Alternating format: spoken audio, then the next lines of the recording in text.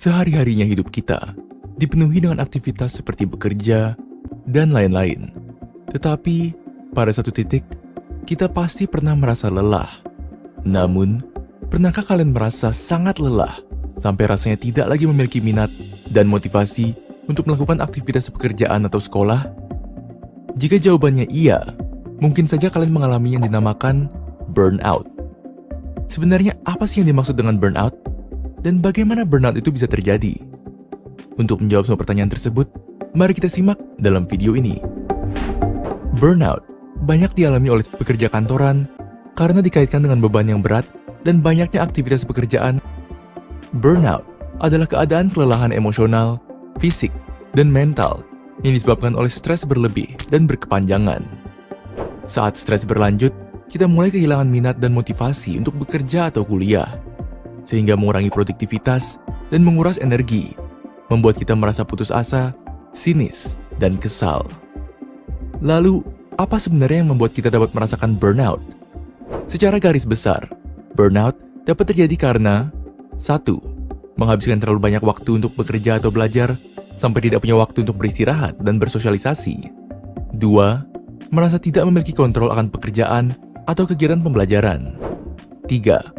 Kurangnya penghargaan atas hasil yang baik. 4. Melakukan aktivitas yang monoton secara terus-menerus. 5. Kurangnya hubungan yang suportif dan personal. 6. Kurang tidur. 7. Kecenderungan untuk bersikap perfeksionis. 8. Bekerja atau belajar dalam kondisi tekanan tinggi secara terus-menerus. Setelah kita mengetahui apa yang menjadi penyebab burnout, mari kita melihat apa saja tanda dari burnout itu.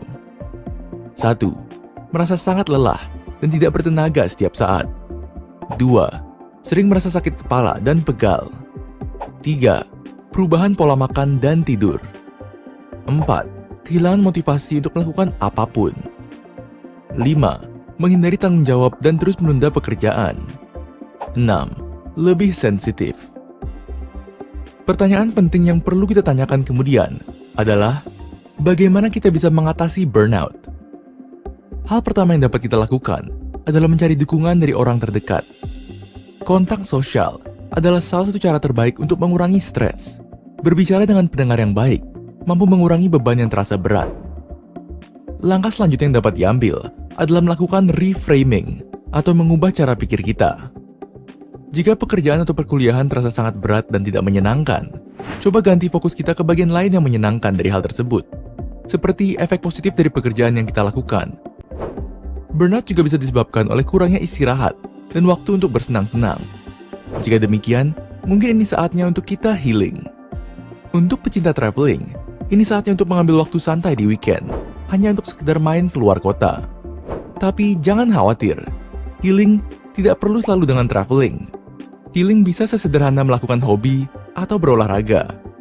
Olahraga akan memicu produksi hormon endorfin yang membuat kita merasa lebih bahagia, rileks, dan mengurangi stres. Atau cara healing lainnya adalah dengan tidur yang berkualitas. Tidur memungkinkan otak dan tubuh kita untuk beristirahat. Menjalani hidup memang tidak mudah. Terdapat begitu banyak hal yang harus dilakukan dengan waktu yang terbatas. Untuk itu, mari kita menarik napas lebih dalam, menepuk pundak yang sudah lelah sambil terus berjalan maju.